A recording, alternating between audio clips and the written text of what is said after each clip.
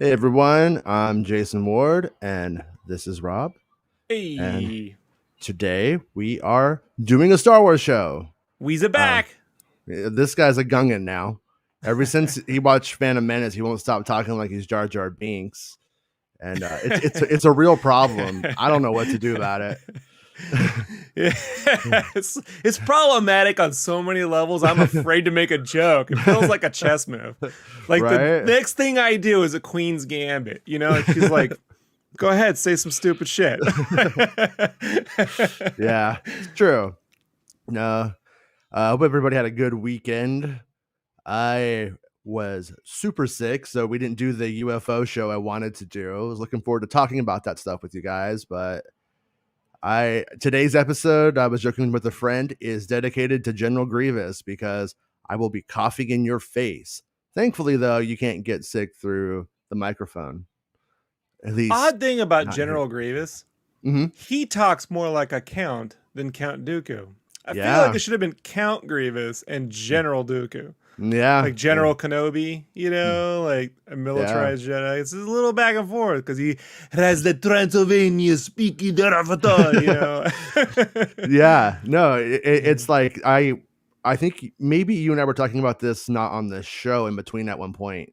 I'm like, yeah, they make all these jokes. Like at one point, George takes Yoda and gives Yoda fangs to mess with Christopher Lee, like Dracula jokes, and they were looking to cast past actors who had played Dracula in the role. Like he had this whole Dracula thing lined up, and then you just don't see it. Like Count And then Dooku just Raul has Julia passed and ruined everything. yeah. That means there was a chance that had Raul Julia lived, he would have been Count Dooku. Right? For me, it was Star Wars Tuesday. Would have been he would have been Count, or he would have been what's his name, Hondo Inaka, Raul Julia's Hondo Inaka. But yeah, it was Count Dooku. I just find to be like so weird because you could tell he's like a bunch of ideas, and I think Clone Wars really helps. Clone Wars helps everything, honestly, in the prequels, but General Grievous, General Dooku, I almost said, Count Dooku really gets fleshed out more in the Clone Wars, where you at least see him like having his little space castle and stuff like that, and with this cool space pajamas. And I liked it when Star Wars Battlefront made his space pajamas one of his costumes. So I was like, that's pretty cool. That's a pretty good I move. always figured Vader's castle would have been Dooku's castle. Like back in the day, that was like my thought. Oh, he'll be like a count, and Vader will be like, "It's my castle now," you know? Yeah, I mean, I run this place. Yeah, that's like, not to second guess everything, but when you look at like all the cool places that we've seen in Star Wars since the prequels, like even Exegol is really, really rad. And when you get down to their hideout in the prequels, it's like this like messed up corporate building that's like dilapidated. I don't think it's really symbolic in any way. I went to Van Nuys and I just thought it would, you know, it's a cesspool of scum and villainy.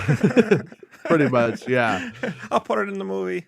Yeah, pretty much. No, and so like that's like my one of the things when I watch the prequels now, when I watch like Attack of the Clones at the end and like they like lands there, I'm like, this place could have been a lot cooler. There could have been a lot more going on with it. This planet's called Long B-CH. pretty much. But on a side note, I was down at the Mandalorian set today, and I talked sneaking around. No, not really. But hold on. You ever pull out your Metal Gear pose, right? Bring the cardboard box, you know, and just be like, bloop, can't see me. Yeah, in Fortnite, I have the bush. I'm in the Bushman costume. Yes. Yeah. But anyways, I was down there checking it out. The more interesting part of this story is I went to a place where you can order coffee and they bring it out to you, and you can like order on the app. They put it on your car. Sick. So I was like, I'm going to use that today to get my coffee. And so I'm there, and then that's when I see a couple of the people who work on the Mandalorian. They work on all of them, but that I recognize, and I was going to name the episode this because it's so dumb, and I hate to say this, but Huckleberry in the house. Woo, woo, woo. Yeah. My buddy's got that air horn app. I got to get that for when you do in the house. Yeah.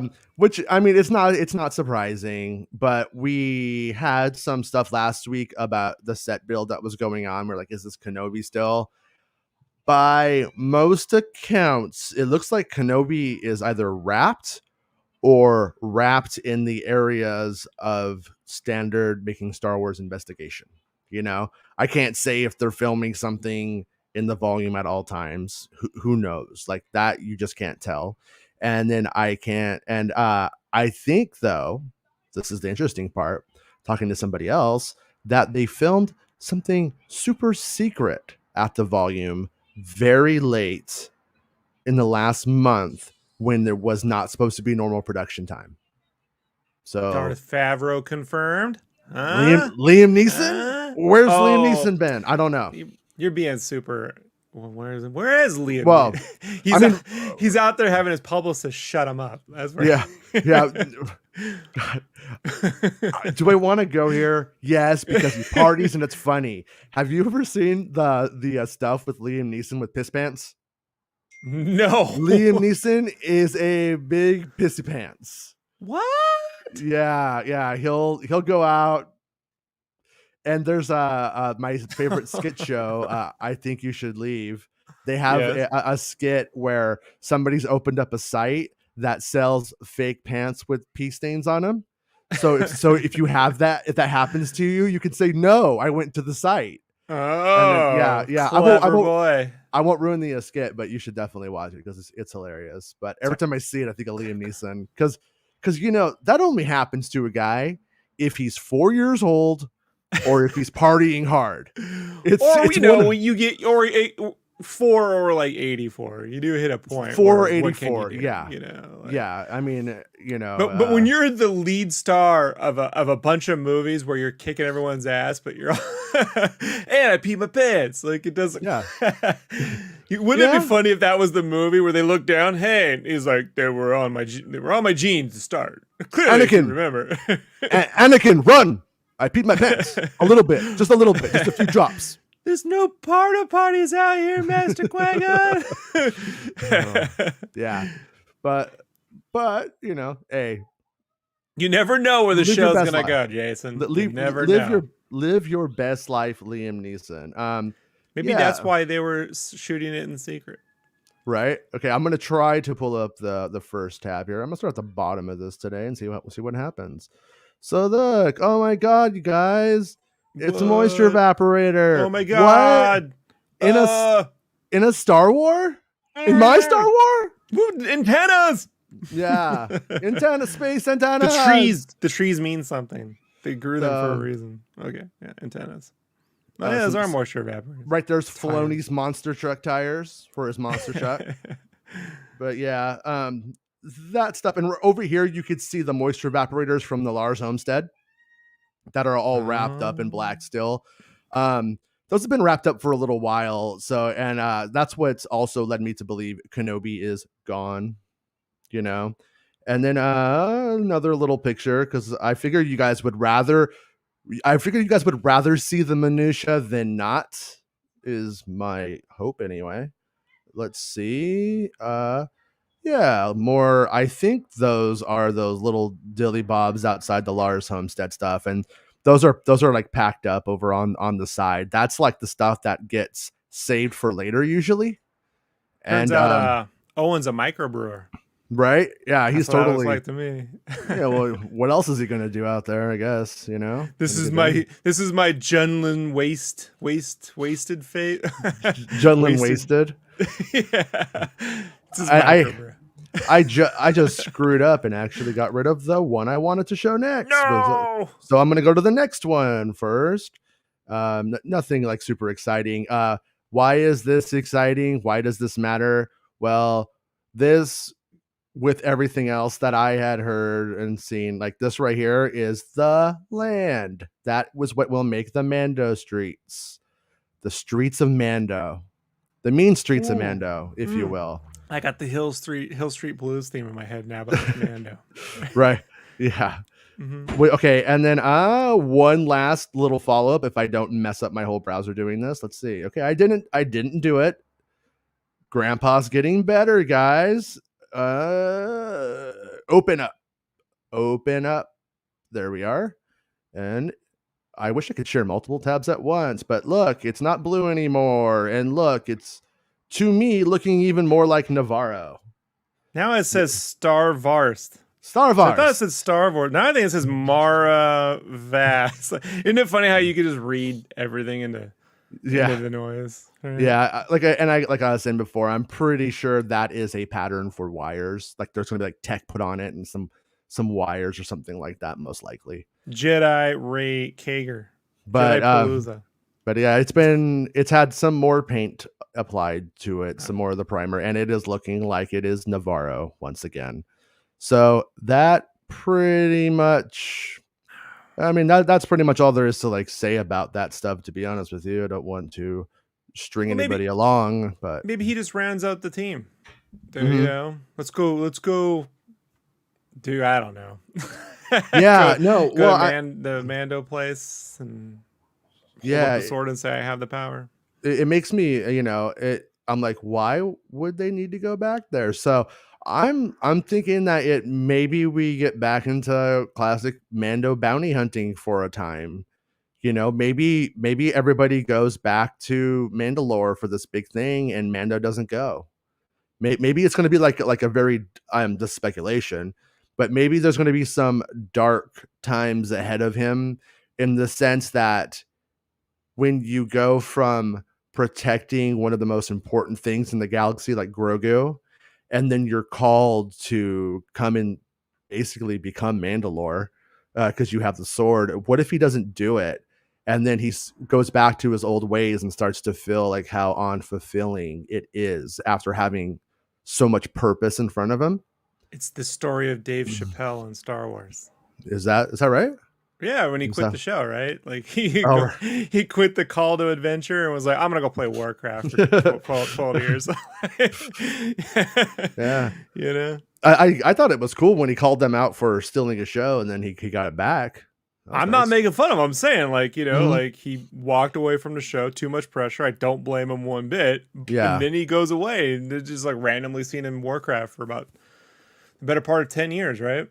Yeah. Plus. Yeah. There used to be this rumor that Oprah and Cosby forced him to quit. That they were like part of the pressure because of, the off-color humor he was making. And that like Cosby, pull up your pants and all that shit he says. Here's some sleeping pills. Of the pants. Yeah. And so, but I wondered about it because I was thinking about it when when Cosby went down and all that stuff. I was like, well, now's the time for somebody like Chappelle to start dropping bombs on him about that, if that was real, but that didn't happen. So that's what makes me think probably not. I just think when everyone's expecting you to like come out with the next thing every time, it weighs, man. I mean, just think about how much you stress before the show about the topic. You're like, what are we gonna do, Rob? We're gonna talk about, what are we gonna do, Rob? Just show them the fans. They want to see the fans, Jason.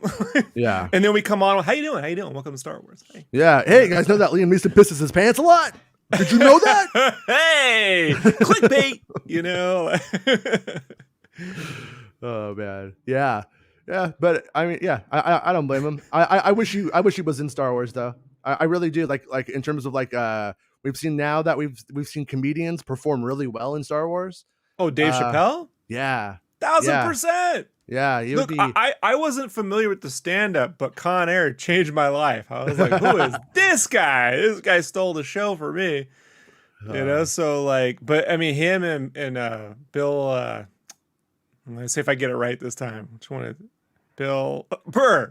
Bill Burr. I'm always accused am I going to screw it up? So two things happened. I was like, I could help him, or I could see where he goes with it, or I could help him. But what if I say the wrong one on accident? Because I'm like, don't say that. So then I say that. It's like when you try to help your kids with their homework and you're like, well, what do you think the answer is? Yeah. Yeah. Because Well, they'll see through the smart. No, dad knows everything, right? oh man, I'm getting a little bit nervous about that actually, because those first couple of grades, I got that. Oh, it's down. But once we hit about the fourth grade level and they start bringing up some old math I've never had to do that really is pointless, to actually like know other than to grow your mind and understand how it works. I'm like, I got a Well, calculator. I'm adopted, and my father, my adoptive father, or my dad, I just say I'd say it because pictures will come out and they'll be like, you what you don't look at, I'm adopted, but Mm-hmm.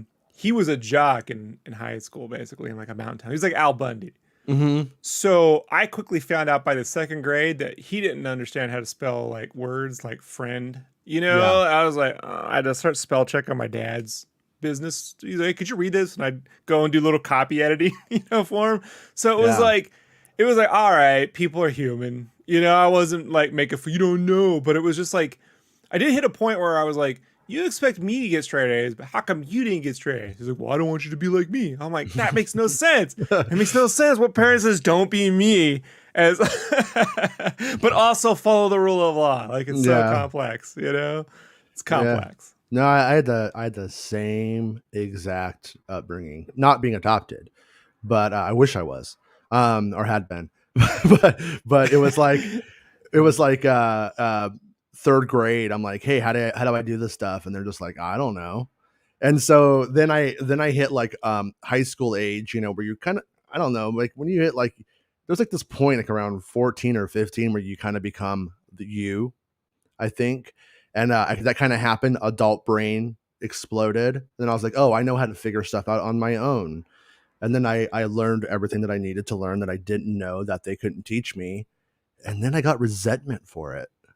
Like, oh, little fancy pants here. Like kind of stuff. You're like, oh God, family is trippy Like sometimes. now, side thought, I want a show, or like not even a show. I just like little 3-minute shorts. Like remember those mini Star Wars cartoons? Mm-hmm. But I want a mini short, and it could be a cartoon. That'd be awesome, 2D. Where it's just Grogu at the Jedi Temple with Luke, but he's like rebelling and making a little helmet and running around, and like he's like an antisocial, because he's a little antisocial when he goes to that classroom scene. Remember, like he's doing his own thing, eating people's stuff, like him just hijinks at the school. God, every time that scene with Grogu in the classroom starts, I feel like we're about to go into the Napoleon Dynamite "Give me some tots" scene. Yes, Napoleon, give me your tots. Like, yeah. The way something about it, the way it flowed, it's so strange. I like it though. I mean, it was cool to see him, to see that character trying to exist like in a normal kid space, and you're just like, nah, this guy's not normal. Yeah, Just, I actually really liked it. It's totally different from anything we've seen in Star Wars, yeah. and I was thinking to myself, just it popped in my head, instead of doing that thing where we're worried about they'll bring Grogu back for season 3. What if they did just preface the episodes with a 2-minute cartoon short when you load it up that you could skip if you already watched it? But you could watch a little mini Grogu cartoon short of him at the temple, right? And then it goes to Mando. Would that suffice? Would something like that suffice the Baby Yodas? I was just thinking right now about how if Grogu doesn't show up in the next seasons of Boba, or and I think Andy Signor said that that he was coming in Book of Boba. That was a story he had, and I don't know if that pans out or not. I haven't heard anything. And then does he come up back in Mando 3? Well, if he was going to come back anywhere, that would make the most sense in a way, since he's kind of like attached to that show in so many words. But what if they were to do like a series about how he gets out of the temple? What if like they did a series that dealt like a live action, like kind of Order 66, but the guy or the gal or the thing or the they that saves Grogu? You know what I mean? Like, because in a way, I could kind of see that like prequel fans being like, "Oh, I love Order 66 stuff." Like in the Bad Batch stuff, everybody was super excited about it, and And then so seeing how Grogu gets out of the temple, I don't know if anybody would or even a flashback sequence, right? Like, like in Lost when they would do the flash backwards. The flash backwards is what happened with Grogu in that, that would give you a B storyline that gives you Baby Yoda without having to cheapen the effect of last season. Smart, Jason. That would be cool though. I'd be all for it. I've not heard anyone pitch that. It's so simple. They should do it. But what would it be called? That's what I'm tasking you. Oh, I say put it in season 3 as just flashback. B story. You could open it with that, and then you cut to Mando now, and he's looking at the ball, remembering, and people will get that that's a flashback sequence. It's not new. Yeah. At the same time, though, if it was a six-part limited series where we get a new Jedi and we just get to see to use the Lost terminology, a sideways of Order 66 of Revenge of the Sith, sideways with Grogu and the Jedi who saves him, Jedi Master Locke.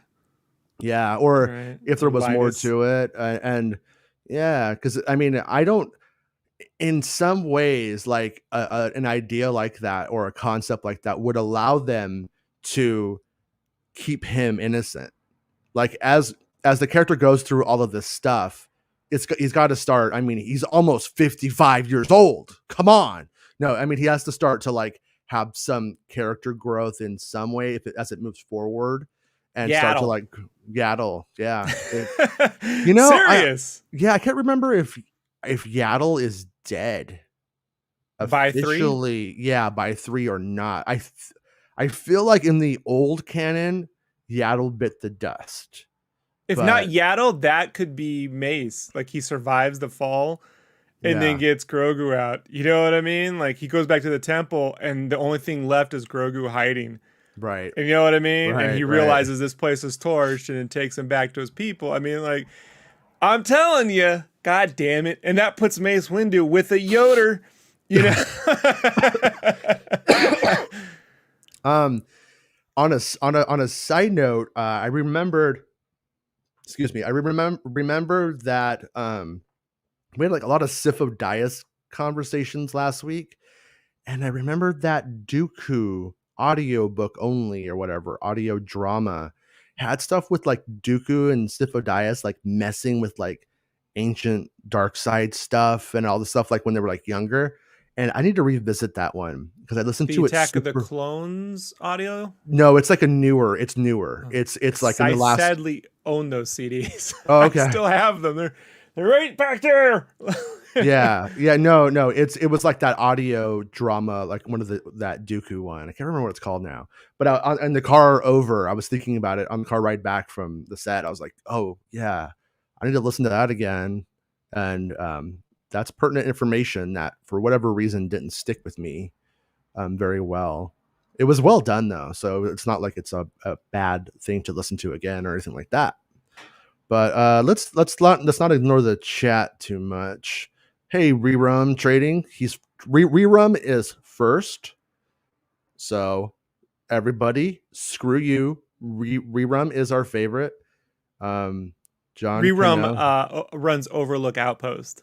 Overlook Outpost. Star Wars in Game says, hey guys, will we see Grogu in Mando season 3? Maybe he won't be trained by Luke because his strong feelings for Mando. Yeah, that's one of the things I think is overlooked as a weird potential outcome of Grogu's past is Ahsoka has very little to do in the Mando show thus far. But when she does show up, the one thing that she says is, I can't train him because I've seen what happens to people with Jedi powers who get attached. Let his powers fade for his own good. Like that's her professional assessment. Everybody loves Ahsoka Tano. Ahsoka Tano says, let his powers fade. I'm not training him because this guy is going to be a little Anakin because you're his Shmi is basically, or his Padme, whatever. That's essentially what she's saying. So Mandalorian. So it almost feels like Ahsoka goes, and then so Ahsoka sends Grogu to that little half circle thing. He calls out with the Force. Luke gets the message. Then Luke shows up to get him.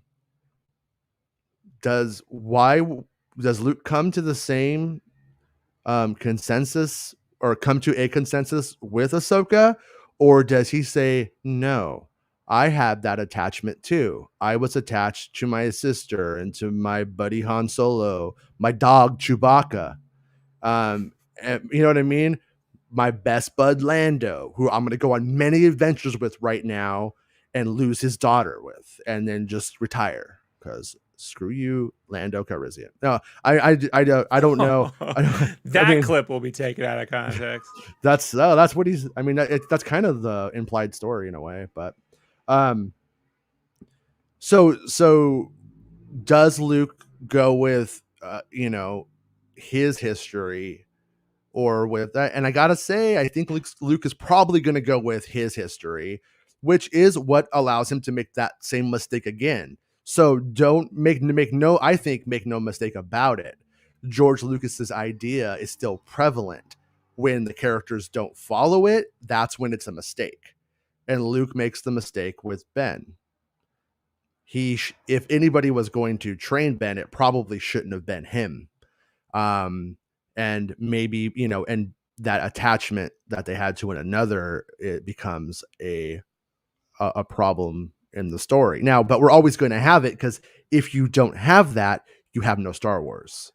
If everybody's just like, I'm going to do the right thing for the right reasons at the right time, every time, there's no conflict. And, the High Republic. Yeah. Yeah. It's not true. It was not. Like, I was checking out some of the High Republic stuff, because I was like, let me give this a fair shot. I'm like, everyone looks like Space Jesus. The white robes and the beards, it's a little much for me. I'm like, it's a little, I don't know, man. Like, I want to like it. Yeah. I don't know what it is that I just can't put my finger on, that it feels like when you have Star Wars toys at the store, and then right next to it is Star Wars like toys. So it feels that way until there's something more tangible, maybe. Maybe Acolyte will fill that in. Maybe Acolyte will make those, because I saw that they released like a bunch of photo cards, basically JPEGs, on the internet, and they're like, oh, here's Oppo Rancis. What he looked like back then. It's like the same thing, but he has like a clothing swap. It's like a paper doll put over Oppo Rancis, whatever it was. What's his name? Fucking Q-Tip. The Q-Tip guy. And you're just like, yeah, okay. Like, it doesn't really get me that excited.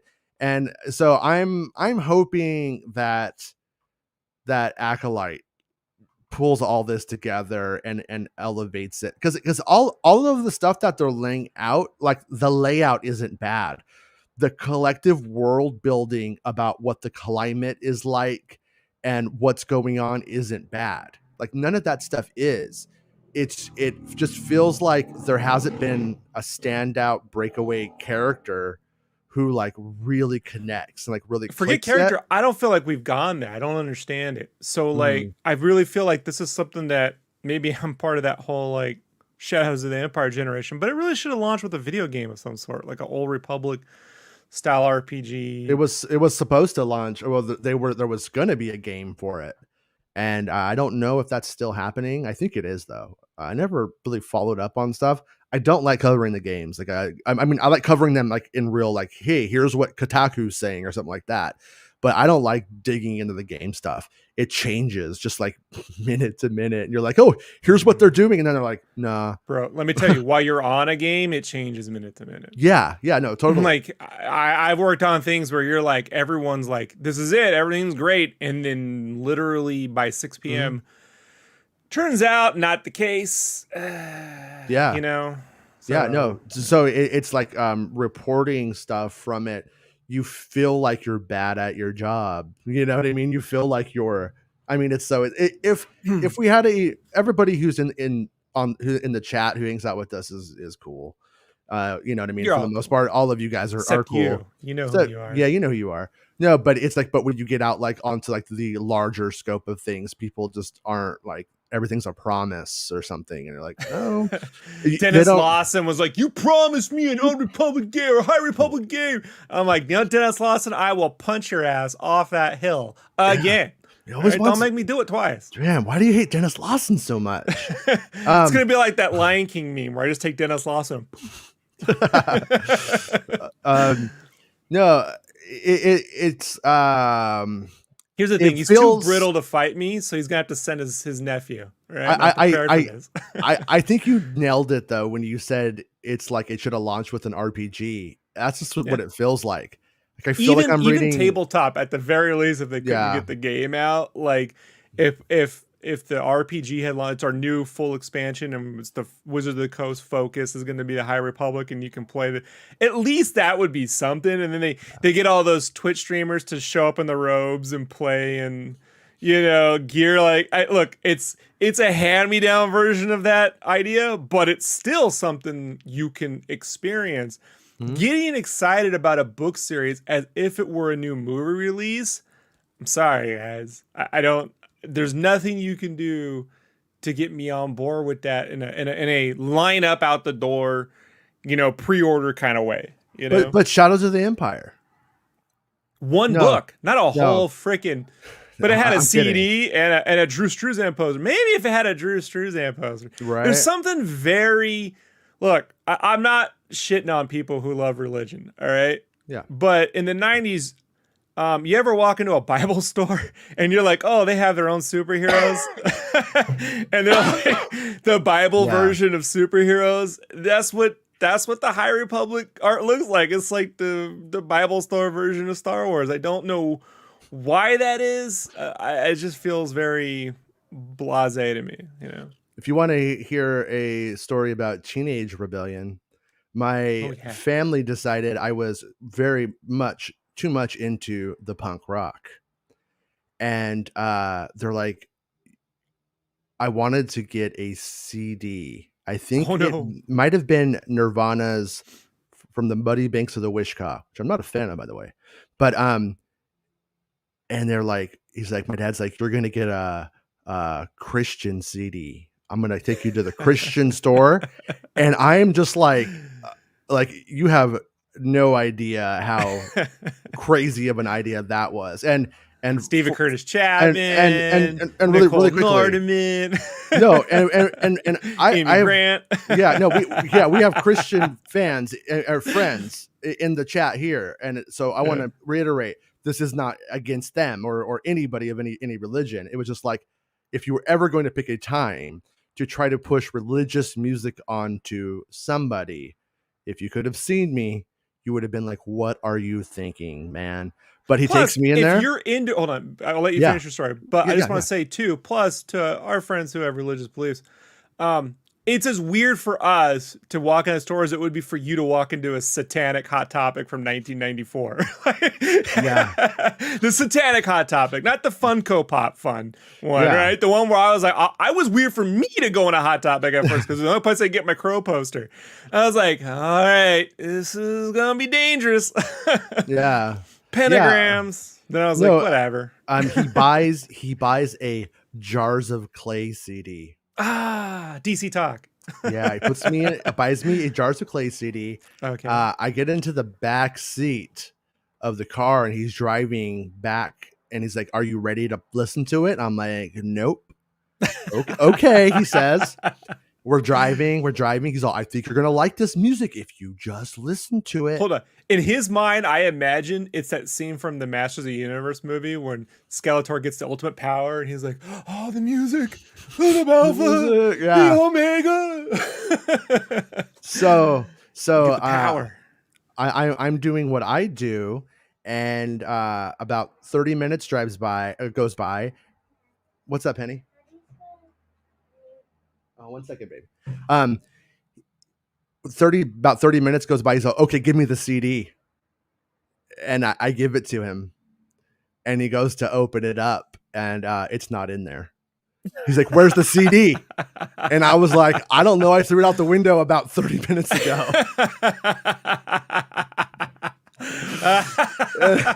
That was probably a markup too. It wasn't cheap. Like it was probably like a 23, 40. No, they got it cheap. Yeah, no. And like as a kid, I went to church with my grandfather. Like if I stayed with him, I had to go to church with him. And my grandfather always went to these like really small churches, like of maybe 20 people or something like that. It was kind of a very small communities. And like, man, my father goes to these like mega churches and just like, yeah, this is it. And I'm just like, I don't know. I'm not sure what I believe. I'm not sure where I fall on this stuff, but I know this is not in the philosophy of Jesus H. Christ. That is literally an entire episode of King of the Hill. Did you ever see it? No, I've seen lots of King of the Hill, but I don't remember. So when the pandy hit last year, I was like, you know what? I need to disconnect from the world. So I have all the King of the Hills on, ripped off my collection. And I just revisited all the episodes. And there's a whole episode where they have their community church, but Hank loses his seat. Some family decided to snake his seat and he can't get past it. Or it was him or his wife, can't remember. And so they decided to go to this mega church and they had to like take like a bus. It's like Disneyland. You got to take the cart into the church. It's like this giant Voltron like fortress. And then, obviously there's giant power struggles and tons of money. And so they dealt with all that. Yeah. I think it should be a federal crime just to make anyone listen to music that they don't want to listen to. I don't care what genre it is. It's always bugs me when someone's like, okay, you got to listen to this album. Yeah. It doesn't matter what it is. My buddy, my Star Wars buddy in high school, was for the 8th grade to freshman year, that summer, 92. We don't see each other on the summers as much because life. And we would get back together and he became a cowboy. Like Stetson, he's got the plaid shirt, the bolo thing. And I was like, what is this? We were Metallica and George Clinton fans. Like, so this is Danny Elfman fans. Well, what is this? He's like, hey, man, I've always been this way. I've known you since the 4th grade. You've never been this way. What do you mean you've always? He rewrote his whole programming over the summer. It was crazy to see, And he would be like, just listen to this, listen to this. He'd put them in. He put it in, and I would just go, they're yodeling. I can't take this serious. No, not yodeling. It's yodeling. I mean, it's American yodeling, but it's yodeling. Yeah. Yeah. No. Like I like a lot of music, like tons of music. And in a weird way, I would almost even credit like Star Wars with me being like, hey, this is orchestrated music and I love it. And it's not, it's not Duran Duran. I'm like 5 years old. Like it's not Duran Duran, but it's like, oh, I could like more than one type of music, it kind of stuff. But yeah, it is weird because you have such like a personal connection with whatever you like. That's what makes people want to spread it. Like, this is moving me emotionally, and I know if you give it a chance, it will for you. But that's just not always true. There's just different things you're looking for, And this sort of thing dawned on me at that point, that making people listen to music you don't want to listen to is torture. So fast forward to a year later, I also wanted a CD at a store. It was called Mortal Kombat, the album. Now, this is not the album from the movie that would come out. No, this is not the one. This is called Mortal Kombat, the album. It was an album inspired by the video game. And if you've never listened to Mortal Kombat, Sub-Zero, you're my hero. Yes, I did not know this. I thought it was just going to be like techno beats, right? Yeah. And when I put this in, I get these lyrics that make the Turtles concert album, which at then was my favorite go-to. Everyone hates to listen to it, but my Star Wars buddy here and I were like, we can listen to this cheesy shit. So this was like, first I was like mad because I wasted all the effort and get my parents to buy me the CD. And then I realized, well, if I hate this, people are going to hate this way more than me because I'm the most open to it. So I started telling all my friends, this is amazing. This is the coolest. It's got all this techno music. And then I put it in and blast Sub-Zero, and they would look at me and I'd go, yeah. Turn it up. I'd fight, put my hand over the knob. No. One time, me and a friend from early college we were on something, and we went to the 99-cent store because that sounded like a good idea. And we go in there, and I see a CD that is Hulk Hogan. I'm all, oh Hulk yes, Hogan. the Hogan album. I pick it up, and the story behind the record, as the liner notes led me to believe, was that a Hulkamaniac died of cancer, which is sad. Aww. So Hogan's like, I'm going to cash in on this. I'm going to make a rap album about this and it's going to be called Hulkster in Heaven. And you're like listening to it, and you're just like, it's so awfully bad. But there's this line where out of the blue, he just goes, always swim with a buddy. He just throws that in there. Always swim with a buddy. Okay. Someone died drowning? Yeah. I mean, that's... Do you think he made it Hulkster in Heaven like as a way to try to get it in Bible stores? Like I could get dual distribution in the Midwest pretty easy in Walmart. It used to be a big thing back in the day of record stores. If you got an end cap, record labels used to buy the end caps from like Tower Records and stuff like that in the warehouse. And well, he got himself an end cap at the 99-cent store. That's where it got him. But if you ever get a chance, you ever come across it, it's Can we get that? Pretty rad. Like, do you think we could go fund to get our own end cap, and it's just, MakingStarWars.net, right? And it's just some just Hulkster in Heaven remixes. We just ship them the Hulk CDs. We slap Ass Heard on MakingStarWars.net podcast stickers on the label. Santa says, to be fair, everything gets fleshed out more in Clone Wars. Yeah, totally. 100%. You are not wrong, Mr. Santa. And make sure you check out Santa's show if you haven't. It's good stuff. Star Wars and Games said, just want to say that Alden was a great Han Solo. He looks like the look he gives Enfys Nest before he walks away at the end of Solo was perfection. Yeah, the thing I will say, what I find like fascinating about it, especially like last week, all that deep fake stuff came out because of the ones you getting hired, is like when you deep fake Harrison Ford onto him, then it becomes even weirder and it doesn't work, but it's because it's like Harrison Ford. But when it's not Harrison Ford, that does feel, I completely buy that that's Han Solo in an earlier point of his life. Like it makes it works for what it is. And clearly though, that's not an easy thing to get going, and I really do want to see the alternate stuff someday about what was filmed before Ron Howard came aboard. Speaking through comments, says Jason, where is the volume located? Isn't that the train? Isn't that in that train yard? Is it? No.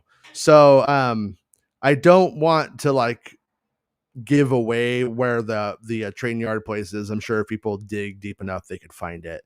But I don't want to be responsible for anything that could happen, set crashing in some weird way, or somebody crossing the line of what's acceptable to do. So, but let's just say it's a short bus ride away, and the actual volume is at the Manhattan. Is it called Manhattan Studios? I'm trying to blank on what it's called. I think it's called Manhattan Studios, but which is just basically a little set of stages, and I think they filmed the recent Avatar stuff there, because there was so much intermingling between Avatar people and Mandalorian shows, Star Wars shows at that time. Yeah, they had a whole thing set up in Santa Monica, right? With Avatar. Yeah, and this is in Manhattan Beach. Okay. So pretty much, just a stone's throw away. Unless you are a conspiracy theorist who thinks that everybody lives in Southern California. Everything in Southern California is really close together. So I played Grand Theft Auto 5. I know this. Yeah, I know. I just had somebody trying to do that thing to me again because of the what was that? The quartering, that weirdo. He did this thing going oh well, it's Jason Ward is what would he call me, a liberal false flag, some weird fucking Alex Jones shit that I whoa buddy, come back to earth. And but tried to say that I was the one who harassed Kelly Marie Tran, and I did it so I could be the hero by sticking up for her. This is you guys are fucking nuts. It's but the weirdest plan I've ever heard. You know what? Yeah, no, it doesn't make any sense. And what makes me mad about it is there's all these other IP addresses that did it, right? So that would imply I used a proxy. Well, if I was going to, how about this? Hold on. I just want to say this as a Yeah. person who was listening to your podcast during The Last Jedi. Mhm. All you ever did was talk about how great everyone on that movie was, including Kelly Marie Tran. There was nothing. You were like the only, like, I mean, but you were fair to the movie too. You're like, I think it works because of this. I think it works because of that. It wasn't that whole, because at the time, I was jumping between your cast and the Collider stuff, right? Mm-hmm. And it felt sometimes with the Collider stuff that it was very like PR talking points, like raise nobody, but like they got a list of things they go to justify their fandom. Yeah. And I'm like, I want to hear someone actually tell me why this works from a story and technical and I need an informed decision. I don't need people spewing talking points at me. I don't respond well to that, Yeah. And so like you and the guys on the cast, mostly you though, would get into why it really worked and how it fit into George's philosophy of this and there were times I'm like, I don't agree with it, but sure, this is an informed decision. At no point where you were like, I'm not gaming. Like this is ridiculous. What really gets me, man, is you ever see The Big Lebowski when the nihilists come outside the bowling alley and they're like, we fuck you up, Lebowski, and then Danny, is it Danny? Steve Buscemi's character. Goes, oh, I'm scared. And Walter goes, these people are cowards, Donnie. It's Donnie. He goes, these people are cowards, Donnie. These people are cowards, right? Because like they're the ones doing that, but they won't even own their own opinions. It's the weirdest thing. They can't even just be like, I totally don't agree with it. But I'm a jerk. Like they can't just say that, But if I was going to go into this vast conspiracy, right? Why would I go use a proxy, use all of these other proxies from all around the world, and then, oh, you know what? Santa Ana, 17 miles from me. I'll pick there. I would be like, because they're stupid. I would be like, it's such a shit-brained like theory. But what also cracks me up and that's the crazy right-wingers, but then the crazy left-wingers will also embrace that. They'll side with it against me if it's convenient. And it's just like, that's when you just know all of these people are intellectually dishonest. Well, here's the one point you brought up. You brought up this point that had never dawned on me, that there are people who, when they hear news about a character or some inside info that doesn't go the way they wanted it to in their mind, they then get mad at you as if you were the one who made that creative decision. I mean, I guess it's that saying, don't shoot the messenger. Right. But I mean, to think about it, that is so foreign an idea to me that I had to stop and like write it down. Like, really? Like, so if Jason says, Raylo ain't a thing, or it is a thing, and then they're like, no, like Jason's the one who made that call. Like, because I know if it were Jason, he'd be like musical number in the middle of Star. It was like, it's like if I was going to make stuff up like in that way, it would be things I wanted, as opposed, or that you have the influence to change and create. This is what I'm trying to say. Like you would, it's a million things you'd ask them to do. It's so weird. Everything like that stuff. Like, I mean, it doesn't wear me out like in a way where it just wears me out with like, oh my god, like the having patience with people. And like that was where I messed up a lot, like early on, is that like I always thought I thought the best of people. So I thought if I kept engaging to have the conversation, they would eventually get there. And it took me 3 years to realize, oh no, bad faith actors, right? No. Adult babies, they don't ever get it. It doesn't ever click. There's like nothing you can do. It is exhausting sometimes. Darth Del Rio says, how much influence do you think Filoni has on The Mandalorian? Favreau is given writer credit on most episodes, but the show feels very much like Clone Wars and Rebels to me sometimes. I'm going to I don't really. I mean, this is like a guess, but I'm gonna say that Favreau is the George Lucas too, and Filoni is the Filoni. So that's what I think you're getting. Is I think you're kind of they. I'm sure that they bounce things off of each other. It does feel to me like it's very much a John Favreau thing, but you can totally sense the Filoni all through it. You know what I mean? You really can. So I think that they probably have a really good peer review relationship at the least. I mean, and there's always been like Favreau ended up coming on to the Clone Wars through him because they met at Skywalker Ranch and like struck up like a friendship. So I think even as just like Star on Wars, Tom Sawyer's Island, where you like that one kid for 5 minutes. Yeah. No, I think that they probably, in terms of being highly creative people and professionals and mega Star Wars fans, they probably really clicked. So I have a feeling that they probably in a weird way, like I was talking last week about what the imagined audience is for these things. And I think that their imagined audience might be each other and at 16. You know what I mean? Because it seems like it's about like pleasing that inner child. Taco trucks? I like taco trucks. We're best friends. Like, True. Oh yeah. And thanks to Darth Del Rio for becoming a channel member. If you want to support the show, you can become a channel member or a Patreon supporter for the Making Star Wars show, and it is appreciated.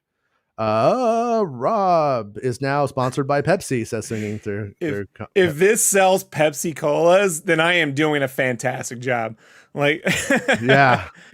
Since the pandemic, I haven't been there, but there's a lockout studio that me and my drummer will jam out songs in, and that little area has like an automotive place, and their Pepsi machine is that same one still, which I find amazing. You remember in 1996 they revamped Tomorrowland? They gave it that like Da Vinci Dark Crystal look to it. When they tried to make Tomorrowland look like it was from yesterday, when they Jules Verne, yeah. And so the local radio station, Star 103.7, whatever. My uncle professionally, his job for 20 something years was just winning stuff on the radio. He didn't have a job. That's all he did. But he was really good at it. I mean, to the point where like, it's very much a scam, like what he was doing, but oh well, he played the game. They had a contest for win a Tomorrowland vending machine. And he won one. And they had this small little apartment in Carmel. Like, so I'd go into this apartment and this giant vending, these things are huge, right? Is taking up a third of their kitchen. Yeah. And they're already kind of a little portly, they eat well. And his wife and their 2 kids and him are packed into this thing with this monstrous vending machine over their dinner table. And my aunt Rosa, she was just like, oh yeah, this fucking thing. He's like, no, look, it's a collector's item. I mean, yeah, I wonder if they ever sold it. Do you know if they ever sold it? No, he eventually had to donate it to charity because they had to bring a whole truck out to get rid of it. It was monstrous. Yeah. Yeah, because you would think that some Disney person would be now, and this was back then, but now if they had it, they would sell that thing easily, like probably like on the old internet.com. Swinging through comics says Star Wars Endgame. Do you want to see Grogu in Mando 3? And Star Wars Endgame is like, no, I hate Grogu. No, he didn't say that. I'm gonna punt him off a bridge. Screwtop says, hey Jason, do you think we could get deeper mystical force lore with Kenobi, potentially connecting to Ahsoka? Thanks, Elliot. Why you guys calling me Elliot, man? No. Elliot. That's my hope, Elliot, honestly, is that it delves into something force related in that way and like expands it, and I would say that Force Ghost stuff is the way to do it. And it's like the one thing that Kenobi's working on. So how that works, or having that better explained, would be interesting. And I always want there to be like, I don't know what you call it, like I want there to be something about it that makes it where you can't just do it all the time, though, because it does ensure the survival of the Jedi when Kenobi does that, you know. And at the same time, like, how do you move forward like that with that, if it becomes an insurance policy that you could always do this thing, you know? And like for instance, like what I like about the idea when Grogu goes to that little rock, that little mound or whatever, and calls to a Luke, right? He goes to that sacred place and calls to him. I like that. But they could easily add a reverse rule there that if there were Sith Lords looking for you and you did that, they'd come find you. Palpatine. It's Palpatine. The Aliens 2 thing where the Sith Lords bing, bing, bing, bing, bing, bing, bing. Yeah, I mean, like Palpatine probably heard that, but he is all jacked up on Exegol, can't go handle it. But so it's like you need these ways of making it where when they introduce something new, it doesn't become like a why don't they just do that every time. So it's like you want to keep the powers in check, but you also want it to be everything to continually be somewhat spectacular. And you want there to be, you don't want to see a Jedi or the Force and there not be any wonderment or anything mystical about it. Like that's one of the things like I think you could say about the prequels, if you really wanted to critique it, is you don't really get any new Force powers in a big way, in a meaningful way. They do that running thing and consistently, and then immediately do the Force run and immediately create a problem with why didn't you just Force run to save Qui-Gon Jinn? Well, beyond that, why didn't he Force run in the desert? He picks up Anakin and just Force runs away from Moff. But I have the answer. And it looks like Kung Fu Hustle, right? Right? He's just like running. But why doesn't Kenobi Force run there? Because Qui-Gon has a little bit of a pee-pee dribble. I was going to say. And you might slide right into the laser gate. You might slide into the hole. So, you know. Qui-Gon's slip and slide is now the number one thing I want. Yeah. Whoa. Star Wars Endgame says, I'm not opposed to Grogu being in it or not. I like the character and would like to see more of him. But if it doesn't serve the story, then leave him out of the show and put him where it makes sense. Yeah, that's how I feel too. Like if there is a really good reason for it, you know, I'm like for it. And if as Star Wars Santa was bringing up the old paper moon theory, the paper moon idea, if Grogu does return to him, I hope that it's like a moment of weakness kind of thing. And it's like a way of putting him back in a way of going, no, you have to go do what you have to do. Like it's time to man up, Grogu. You know what I mean? Like you have a calling and you need to go do it. And I have to go to Mandalore and do mine. Like I hope it's something like that if that's where it goes. Because I mean, when you look at the story, it is adorable if Grogu comes back to him because he loves him, doesn't want to leave him. Like that's cool. But what does that mean for Grogu? Like nothing really good. I mean, is it good for Grogu, all that wasted potential? Is it good for Grogu to, I mean, it's not like Din is gonna like go back to that camp with that lady. Maybe he does. Maybe that's where it ends up. But you know, maybe he goes back to the camp with the lady and it's like, hey, I'm gonna be a farmer here with you. I'm gonna protect the village and we're gonna raise my 60-year-old son Grogu. I mean, maybe that's my 60-year-old adult son, Grogu.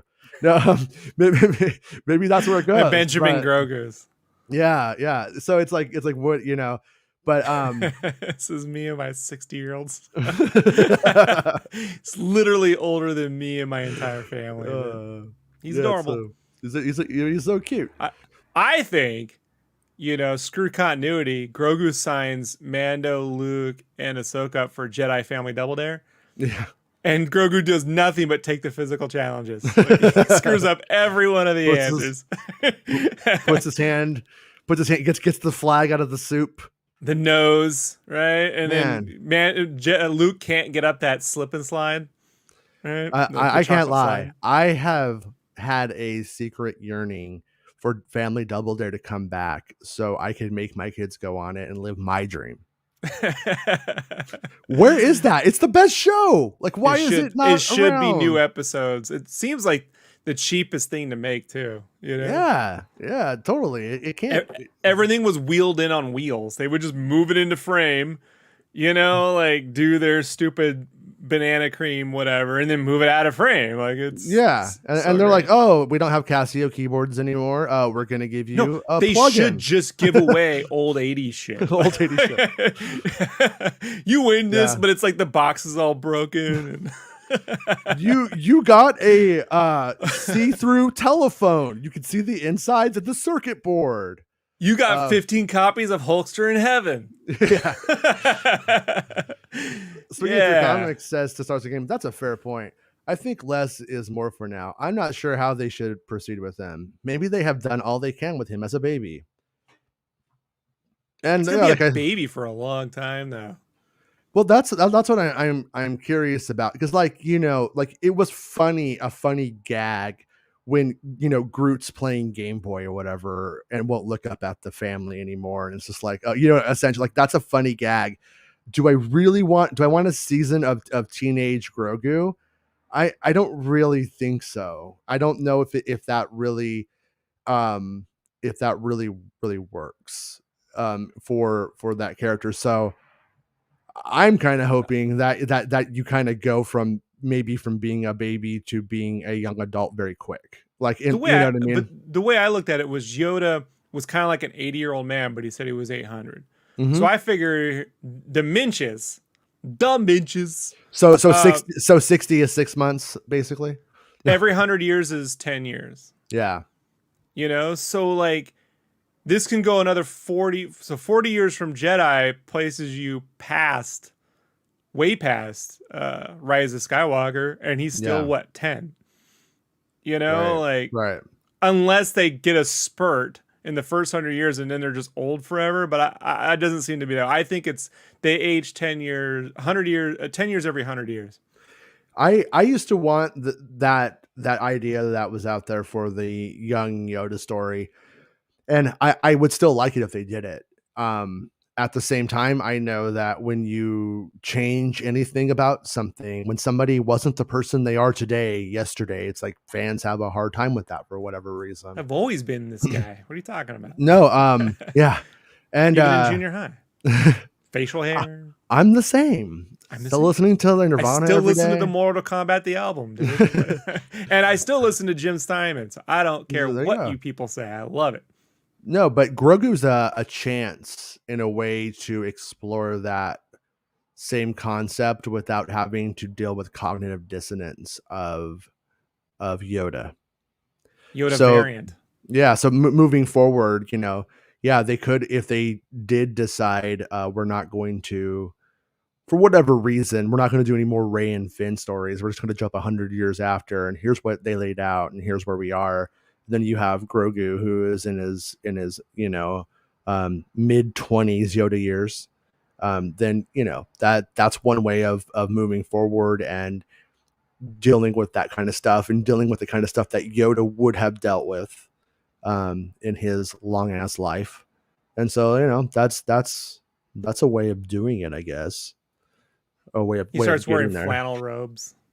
That'll be the next Republic will be it's flannel robes, man. And it's a George thing, so they can't complain. Right? Rick Jones says Grogu, money bags Grogu ain't going nowhere. Money bags Grogu? Yeah. That I do want. Like it's tech bro Grogu. Like he gets he sells his own merch off him. I'm so adorable, I sell my own merch. And he becomes money bags Grogu. Because it's like if you love the ridiculous stuff and you're like, oh, he doesn't become a Jedi, like Grogu getting the Mandalorian suit, it's hilarious. He will look like a living Funko Pop. But yeah, it's hilarious. If they did it, I would be like, respect to you guys for doing it.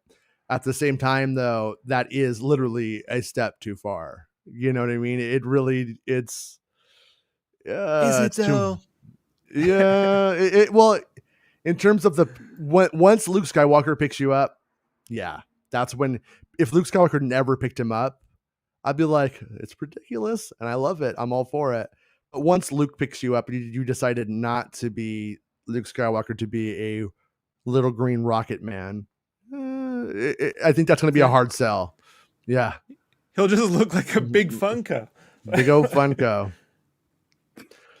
Cole says, I am Pedro Pascal, and filming ends tomorrow. Series premieres next month. Here's your scoop. You're welcome. Oh, thanks, Pedro. Aw, you and Jeremy Renner are the nicest scoopers on the internet. Oh, and get Jeremy Renner to bring back his app. The Van Fam says, I am so perplexed how Luke Grogu ends up in Book of Boba. I think it's just Luke with different perspectives. I think it's just Luke with different perspective of Sarlacc. Yeah. I that's one of the things I wondered about too. There was stuff cut from Mando with Boba, and they're on Grief Karga's planet and stuff like that. And I started to wonder, and this is probably not going to happen. I don't think it would be the best idea if it does happen. But what if there's essentially an episode, excuse me, an episode missing in the edit, and that story is told at the start of the Mando, of Book of Boba. You know what I mean? What if that happens, and that's a way of bringing in those characters, and we kind of like get where it takes place in the story, and it expands that story, but it allows the Mando season 2 to be more linear and stay focused on Grogu. Like something like that could happen. I don't. And that's what it makes me think it would be, because if Andy's thing comes true, or if the sources were correct, then you end up in a weird spot, because you're like, oh, like, what if you only watch Mandalorian? Oh, Grogu left. Oh, no, Grogu's just back now. Like for season 3, it's going to feel weird. And they're I don't know if that's the most focused way of doing it. If like I said, if that story pans out, it's definitely strange to me, but it always could have been, that scoop could be correct, and it might just be a montage of how we got to where we are, and there might be new scenes or new moments and new angles that were filmed with Din, Djarin, and Grogu for it, to explain it. That's possible too. I mean, maybe he sees Grogu and Din, and he's like, I want a baby. I want a little baby named Django. And that's what it's all about. I mean, a little baby named Django. Or Boba gets a little delicious grandma Kowalkian monkey lizard. Kowakian, was it Kowakian monkey lizard or something like that? Kowakian monkey lizard. Yeah. Yeah. Also, not for nothing, when the big, big scoop dump for that show comes out, either you serve up the scoop dump or someone else does. Got to call that episode "What About Bob?" What about Bob? That needs to be it. Yeah. What about Book of Boba? What about it? No. So Josh says, if they really wanted to, Grogu could even show up in Kenobi. The Inquisitors could be after the Jedi that saved him from the temple. Could explain how Grogu ends up a clone at the start of Mando. Hello. Yeah, and that is the whole like mystery that still exists. I have to say, I don't think Grogu is a clone, because Ahsoka's like, here's his backstory. I think the cloners are after Grogu because they're looking for a solution for Palpatine, for the Palpatine problem that they have. And so I think it's like a secret project where if we resurrect Palpatine correctly, all of our issues are fine, because he's just going to show up and wipe Skywalker out. Like Luke ain't shit to him. Luke, Return of the Jedi, had no chance of fighting Palpatine and winning like that. And 5 years later, is much better at lightsaber fighting as he was in Mando season 2. That was still some basic ass shit like that. All he needed was 2 lightsabers, don't you know? That's all you needed, and you're done. Yeah, but he was he wasn't gonna have a chance. He didn't stand a chance. So so you could so that's where I'm at with the story. That's what I think the story is right now. But that doesn't mean it's a story. That's just where I feel like all of the stuff is pointing me towards. And Yeah, could there be clones of Grogu? Maybe, but I don't know. I don't know if they would do that or not. And they all have different Jedi symbols on their tummies, and they do the Uh Grogu stare, yeah, right? yeah. I And want the yeah, purple one. Um hey Tyler, how's it going, man? How you doing? Tyler says exciting stuff happening at the train yards.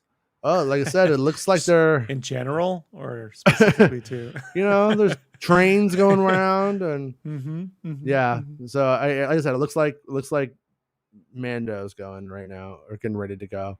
Hey D'Angelo, how are you? D'Angelo says, "Hey guys, when do you think we'll get our first trailer for Book of Boba Fett?"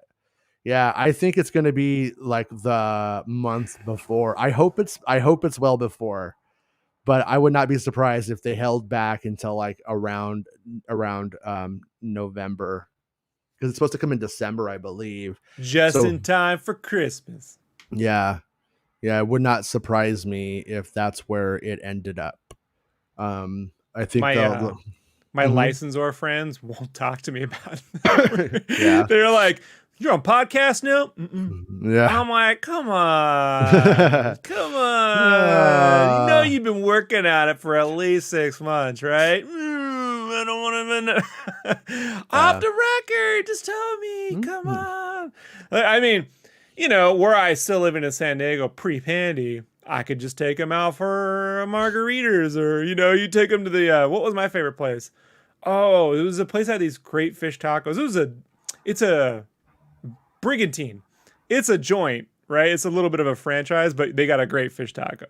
So you could always take them out to a fish taco and a beer, Yeah. and generally get people talking. Now it's like, I could send you a Papa Murphy's through Yeah. DoorDash. Right. No, yeah, that has slowed my stuff down by a lot. The fact that you can't just like, hey, let's get together and hang out and talk, and sometimes you hang out and talk and they don't tell you anything, and that's cool because they're always interesting people. But sometimes that's when you start to get some stuff or some ideas. So he says he means October. I think November, but at the same time, if they want to drop boba merch in October, how they usually do, and they're not super, if they don't think it's a slam dunk, they might be arrogant enough to go like, oh, it's Boba Fett. Of course it's going to sell. Bobatober. Hashtag Bobatober. God, they always have stupid fucking. Yeah. Yeah, and So dumb. dumbasses like me are the ones pitching them in the room as a goof, and they actually do it. You know? What was it? Wookiee Wednesday. It's like, Minch oh, Mondays. it's like you just take a day of the week and then find something in Star Wars that starts with that and combine it and make that your thing. Like what? It's just it's Filoni Mandaloni. It's the cheesy macaroni. It's the crap. It shows how like how many little ideas they have at times for that stuff. But D23 is in November, so there is a D23 this year. So then, yeah, there you have it. It'll be. It is there though. Will there be? Yeah, good question. We'll have to see. A lot's going to change between now and then. I'm hoping for the best, but Disney was fighting to open up during the whole pandemic. They don't care if you live or die. I mean, like if you really want to get down to it, when you look at their behavior in that, they do not give a shit. Parks have been So open. Parks were down, but parks were open. Half parks were yeah, open. and for the record, I know people who work at Disneyland who have gotten sick since. So yeah, late to the party today, says Dez. Dez, you have Star Wars detention. You have to watch Star Wars Droids, episode 9. That is your punishment. The Van Fam says D23 equals Book of Boba trailer and or trailer Kenobi teaser and next season announcements. Yes. Or none of them. Yeah. Like, wouldn't it be great if they were like, no. Yeah, it would be. No, it's God, that D23 stuff is so exhausting.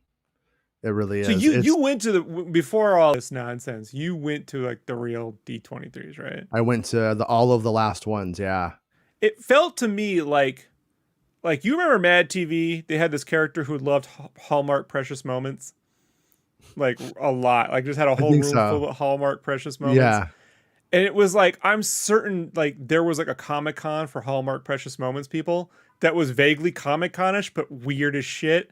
And sort of like worshiping a corporation as if it were some kind of like religious belief. And that's how the feeling I would get from D23. I know that's a weird tangent to make, guys, but it's like it seems a weird. little culty, but kind of like fake Hall H-ish. I don't know. There's something weird about it. No, it's like there's a line that is really hard to define. There's like Disney adults and they go to Disneyland all the time and they like make outfits out of it and they do their thing. And you'll talk to some and you're like, okay, not for me, for you, but okay. And then you meet these other ones and you're just like, I don't know where the line was crossed, but you crossed it and it's crazy. you know, line, son. Yeah, they all line up at Exegol H. Exegol H. Exegol H. That's so dumb. Good job. Well, you know, at Disney, good job. You ever take your kids to Disneyland back in the day, or go to Disneyland on Halloween, but during the day when no one's allowed to dress, but you see people coming into the park around 5 because they close the park down, and they're coming in costumes. Yeah, and you're like, what is all this for? You know, and it's like this extra set of people who paid a lot of money to dress up in costumes and go to Disneyland. Yeah. That's sort of like D23 to me. Like, how much did you pay for what is essentially an investors? Because I didn't see anything at the investors meetings that wasn't the same kind of info that they're dropping at a D23. Just with the promise to see the actors is kind of the big deal, like at a Hall H situation, right? Yeah, like I couldn't give two shits if Johnny Depp comes out as Jack Sparrow. Although now it would be hilarious. Poor guy. Yeah. But but this year, I could tell you this, I will go the next one if we grow up as a society and beat the pandemic. But I won't be going this year. There's no fucking way I am going into that big hall with a bunch of people from Orange County. No, that is, I mean, Lollapalooza is happening right now. Let's see how that goes. It's also bad because Mark Rebier went, and I'm like, you know, he's been so good about everyone being responsible, and then I'm like, I pray everyone makes it out safely. You know, if I'm not a praying man, but I suppose I'll put on some meditation music or the theme to Big Trouble Little China. I don't know what to do. I'm not a whatever I can do. Whatever. Sub-Zero. I want to link that up with the Never-Ending theme, Never-Ending Story theme, and then just story. And if like Sub-Zero. whoa. Yeah, you have to auto tune it, so it's like whoa. But no one should ever auto-tune anything. Just sound horrible. No, it's like what you see. They'll always have stuff that they don't show everywhere else. Like when I went and I saw the year that they had Winter Soldier, they showed like the whole elevator fight. It was awesome to like see that. But that was like the only thing I really cared about outside of Star Wars. I saw early the whole time I was there. And most of the time it's like people like crying over like Mary Poppins and the fact that they used the same desk or something from the original movie. No one went to see it. And when I say crying, like I'm not joking. I mean, like they were like literally in tears, and like I am completely about like do you, but there's a fucking line for me where I just lose my. I don't know. I get mad. Still, hold on. Mary Poppins still ran in the theaters. Wait. Take over for a second. All right. So Mary Poppins still ran in the theaters in the 80s. Like I went to a Mary Poppins Jungle Book, double screening at the Mission Valley Yellow Brick Road, wherever that in the sports arena. There's this place called the Casbah, I think now, but it used to be a movie theater in the 90s. That's where I saw Teenage Mutant Ninja Turtles. Wait, in San Diego? Yeah. Oh yeah, I've played there. I love that place. Casbah? Yeah, so that was a movie theater. That's where I saw Turtles, the premiere of the Ninja Turtles. Yeah, because that was a movie theater. I saw Short Circuit 2 there. I saw Weezer there when they were still good. Believe it or not. And I went there in the early 2000s on a blind date to see some stupid band that I could care less, but I was a cute girl. I go Right. there and I'm like, what did they do to my movie theater? Like this is all my childhood memories were being just like abused. You know, I was like this like you ever see that movie where like the Kager kids like just overtake the clubhouse, you know, the bad kids, the lost boys, and Yeah. fill it up with stuff, and you're like, no, they ruined it. So but Mary Poppins was playing at that theater in like 85, 86, I want to say, is around there, you know. Right. So like it's not like Mary Poppins, like people hadn't seen it in a theater at some point. And quite frankly, it wasn't. It was a goofy movie. I mean, I get it won an Oscar, but you know, it was Mary Poppins. You know, I Yeah. have British friends, and every time I see him, I do the stupid Dick Van Dyke, you know, Cockney impersonation, and they just look at me like you're an asshole. You know. Yeah, no, it's like when it comes to like fandom, it's like you want people to really have a good time. You want people, like, if you want to dress up in a costume, by all means, like that's like fun. But there is I know, like, I went to see the Star Wars trailer at Celebration, and when Han Solo says Chewie, we're home, there were like dudes in tears. And I'm like, okay, I'm not going to knock them or tell them that if they shouldn't, like, if that's where they were about that, I get it. Fine. You know what I mean? At the same time, like, there's a performative nature to some of it, and that's really grating to me. And But for Mary Poppins, for Mary Poppins, like that's what I'm saying. Like there were, I mean, we've seen the fervor of Star Wars fans. Like, yeah, remember in the Star Wars Beginning documentary when they finally let them in the movie theater and that kid runs and does the rock where he gets on his knees and his arms are out. Ah! yeah, And people almost run him over trying to get into the theater to still wait another 3 hours for the movie to start. yeah. So, which by the way, now another day I'll tell my story about episode 1, seeing that in Germany. That went horribly wrong. Yeah. But yeah, I do think there is a level of, what do they say when people get in groups, they start acting differently. Mm-hmm. And I bet you there were people in that audience who hadn't even seen Mary Poppins since they were maybe 5, who started shedding a tear for no reason because other people around them. Yeah. I've only felt this once in my life. My mom took me to a funeral. She used to work at this Winchell's off Genesee and off Genesee Avenue in Claremont Mesa. And I kind of, like, she was working there when she had me, and I'd be like in a crib at the donut place, you know, while she was working there. And her manager was this older lady who'd watch me. So she was like a surrogate mother, you know, and unfortunately her son-in-law killed her. Yeah. Ouch. Yeah. And himself, the typical, you know, American gun violence kind of story. Shot her at the Winchell's, like murdered her at the store. It was horrific. And we went to her funeral, and I hadn't known her like cognitively, you know, so much. But like when I got there and people started breaking down, I just, the floodgates happened. And that, I could feel like part of it was, it's sad, but there was something else happening that I couldn't put my finger on it. Like, I just remember feeling the group feel, if that makes any sense. Yeah. And I wonder if that happens at corporate events. Like people who are like, oh, Mary Poppins. And then they walk out like, what had happened to me? Yeah. What happened? Yeah. Maybe. I don't know. All I know is that they make you stay up all night in a little room, and you have to sleep on a concrete floor, and then you put me into that place, and I just don't have the patience for it. If I describe this in a Netflix documentary, it sounds like a cult. Yeah. It sounds like something you got to do to get into the next NXVM situation, you know? Yeah. We made them sleep on the floor the night before in concrete, and, you know, like, it's ridiculous. Yeah. So, you know, doing that this year, that just sounds like such a horrible idea, you know, like, I just think it's irresponsible, honestly.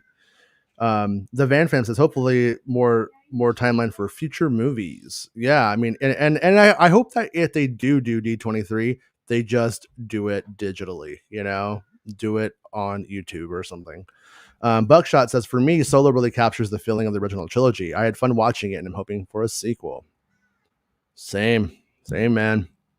I don't think. Yeah, Thunder Grunts, Writer Blockbusters, that podcast, they did a solo episode that's Mm-hmm. really good because they're really big fans of Kasdan. Mm-hmm. Again, it's two screenwriters and the other guy. But they do a really good job of walking through how many crazy setup scenes, like big scenes are in Solo, and it's got Mm-hmm. like way more than you'd think, Mm-hmm. like even like compared to an Indiana Jones film, but it's very Indiana Jones in the way they set it up, like when you kind of get in the structure of it. Yeah. Yeah, and then they were like, with the Kasdan stories, they're like, in a lot of Kasdan movies, they're like, we never know how it's gonna end. And when you watch Solo, you really are like, is this the ending? Like, you don't know when it's gonna end. You're like legitimately like, most movies end after that Kessel Run sequence, and it's just like, Yeah. nope, we gonna keep going. And there's this whole more to it. Not for bad. I'm just saying that they do a good job of like, you don't know where the movie's kind of going sometimes, Right. Right. Yeah. I wonder if I'll ever get Kasdan back. But Macho Man rap album was the bomb. Macho Man had one too. They had competing rap albums. Oh, you haven't heard it? It's legitimately amazing. Really? First off, he's got a whole song dedicated to making fun of Hulk Hogan called "Be a Man" or whatever. Oh, okay. Yeah. Okay. That's why Denton was I thought Eric was telling me to be a man. I'm like, Eric, not now. Be a man. Okay. As he says it with a Chewbacca gif, Bigfoot gif. Like, yeah, okay. It's shot. Spoilers: Chewbacca is a man. Hello, Dale. Hello, so Dale. Richie says, hearing anything about Book of Boba Fett, Jason, possibility of Han being on the show, don't you think Boba would want to hunt him down? Or just not care about him at this point? Yeah, that's where I always go. Book of Boba Fett has the pandemic cover more than anything else, way more cover than anything because of the fact that we didn't know it was filming at first, that we thought it was more Mando, and then pandemic made it where you did not want to go outside too much. So it's literally that scene from Attack of the Clones where Yoda's like, we can't, there's a fog, we can't see. Fog, yeah. So that one is very lucky on that front if it did not want to be spoiled. Now, the Han Solo thing is, I think that's I'm with you. If it's a story of revenge, does he just go, I've been outclassed, I can't beat Luke Skywalker, and give up on it? I don't know. Does he go after Luke Skywalker in the show? Luke and Han, and Luke is the one he has to deal with, and they're bringing back the deep fake Luke, which is why they hired that one dude to make it look even better. Like, we have a deep fake Harrison Ford. We're going to make money off it. Could that be how Grogu comes back in? They deep fake Harrison Ford on Grogu? Well, think about this scenario. Luke Skywalker has Grogu. Luke is now hunted by Boba, who knows he has to kill Luke before he can get to Han, because or Luke intercepts him before he can get to Han. Grogu's with him. Now Mando is brought back in because you're not going to hurt Grogu. Okay. And then you have Boba at odds with Din now, Grogu and Luke in the show, and they get to have a battle of some kind. And maybe, except the shows never seem to be only the AAA characters. They seem to be a lot of like, here's your B level characters with an A character, and then randomly a AAA will show up for guest appearance. Right. I don't see them putting all their money into one episode with AAA characters. Boba, Luke, Grogu, and Mando. But on one hand, here's the thing though, is that there's a rumor that Grogu and Mando are in it. So if we're addressing the rumor, okay, I'm trying to figure out what kind of model makes it work, and that's one way of doing it. I'm not saying as to what's happening. I'm saying, but that's a model I could think of for it to work.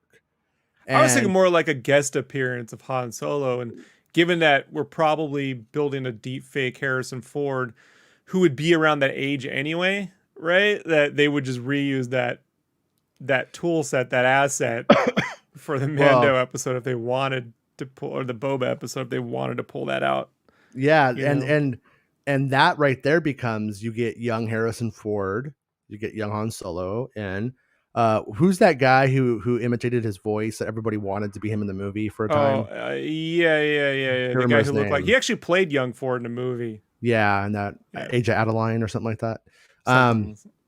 So they get that guy, then they could definitely deep fake him. He already looks like Harrison Ford. The problem is they said he couldn't act. Like that was the thing. Like he looks just like him, but he wasn't much of like. No, I'm not knocking him. Just acting is it's actually tougher than you think. You know, like, sure. Otherwise, fan films would be amazing to watch. Right. No. Oh no. Yeah. 100%. But if they did that, it would mean such bad things for Solo sequels. It means Alden is way out. Alden is not coming back anytime. It means that they're putting their mistake onto him. So then you have Solo fans mad or disappointed that they didn't just use Alden Ehrenreich. And it falls into a weird place because it's not like you would have thought there would have been universal disdain for him as Han Solo, but there truly wasn't. They actually kind of I'm not saying everybody was on board, but it wasn't, the general discourse wasn't he's a horrible Han Solo. What were they thinking?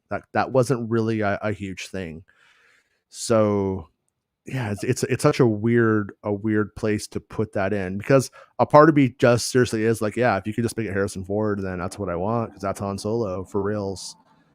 But given that Cataline has managed to successfully bring back Hayden Christensen, I figured she would just bring back Aldenreich. You know, like Aldenreich.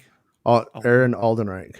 He's got a Star Wars name where you have to say the whole thing. Alden Ehrenreich. I saw you Holdo Hallenreich. Holdo maneuver. Holdo. Oh my God, it's a Venn diagram. Like anagrams, you know. Mm-hmm.